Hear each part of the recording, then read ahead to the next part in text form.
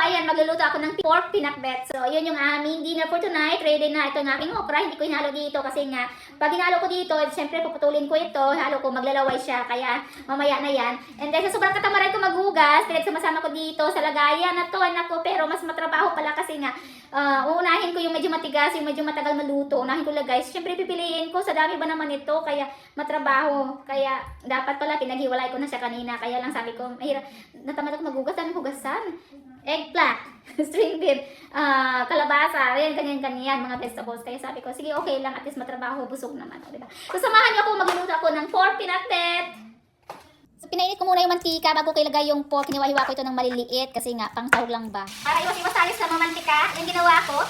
Kasi yung pork ko medyo mataba. Pamantikain ko siya muna, ayan. So, wala akong ilagay dito na oil. Antayin kong mag-oil yung pork para medyo healthy natin ito kainin. Kasi nga, siyempre, tumatanda tayo. Tumatanda pala ako. Bahala na sa iba din kung buha bata. Basta ako, inaamin ko, tumatanda ako. Kaya, kailangan din minsan watch our health. Pag ganito na siya, pwede na siya. Nag-oil na. Kaya tips lang mga kalutong bahay kung gusto nyo para mas tipid kayo, hindi na kayo gagamit ng oil. Kung pork lang naman yung lulutuin nyo and then medyo mataba siya, huwag na kayo maglagay ng oil. Pag mamantikain nyo muna yung pork bago kayo magisa. At least medyo mabawas-bawasan din yung mga oil sa pagkain natin. Minsan, yung oil din kasi, hindi naman maganda pag maraming oil. Yung mga Muslim, mga prito-prito na yan, ay nako, cholesterol yan, okay lang pagkabata pa tayo. Pero pag tumatanda na, talagang nagiging sensitive ang ating health. So, ginilit ko lang yung pork kasi dito rin ako nagigisa para tipid sa hugasan. Kasi pag maraming hugasan, maraming trabaho bago ka makakain, ay talagang pagod ka na sa kahugas. So, ayan, dinamihan ko dito ng tomatoes. Kasi marami tayong tomatoes, marami akong harvest. O, ayan, diba? Pag masipag ka talaga, ay talagang punta ka lang sa backyard mo at mag-harvest. Kasi pagka maraming tomatoes, medyo lumalapot yung ating sauce. Yun yung gusto natin, medyo malapot kasi nga wala akong bagong, kaya sa tomatoes nilang babawiin. So, ayan, after ko gisahin, naglagay ako ditong pampalasa. Pagka hindi tama sa aking panlasa mamaya, ay pwede naman akong mag-add.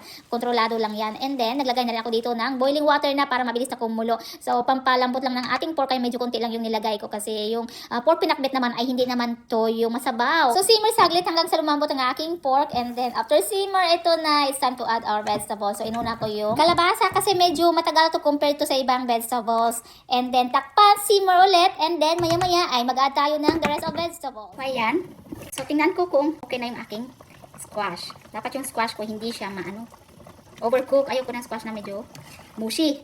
So it's time to put my other vegetables. Pagsabayin ko yung sitaw at saka yung ampalaya.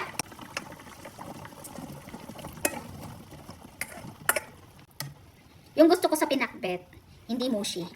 Hindi ako naglagay ng bagoong. Masarap pagka kumpleto ricados, may bagoong. Kaya